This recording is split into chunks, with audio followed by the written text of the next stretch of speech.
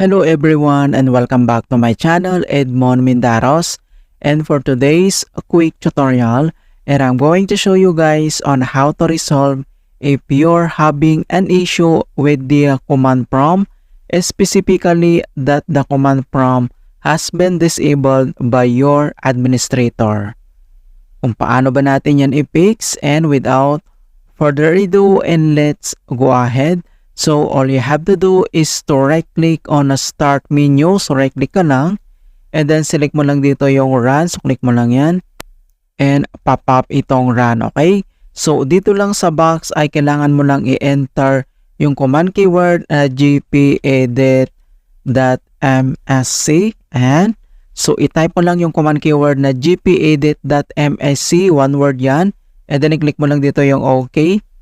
And ito yung tinatawag na local group policy editor. So ang next step, so dito lang under the, so ito yung tinatawag na local group policy editor. So ang next step ay kailangan mo lang i-select dito yung user configurations, and the next step ay kailangan mo lang i-select yung administrative templates. So mag-double click ka lang, and the next step ay kailangan mo lang i-select dito yung system.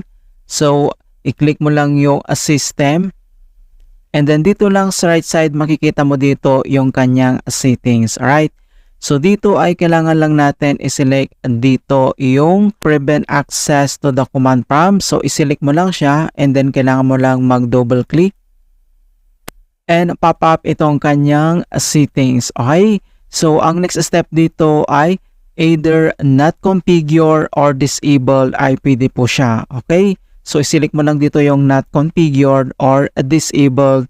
Yan po yung ating gagawin. And next step ay click mo lang dito yung okay. Alright, so once na okay mo na yan, and then next step ay close lang natin tong local group policy editor, at dito lang sa start menu at kailangan mo lang mag-restart. Okay, click mo lang yan. Alright, so ganun lang po kasimple on how to fix error command prompt has been disabled by your administrator. And please don't forget to like this video, subscribe to my channel for more quality content. Thank you guys, and see you in my next tutorial.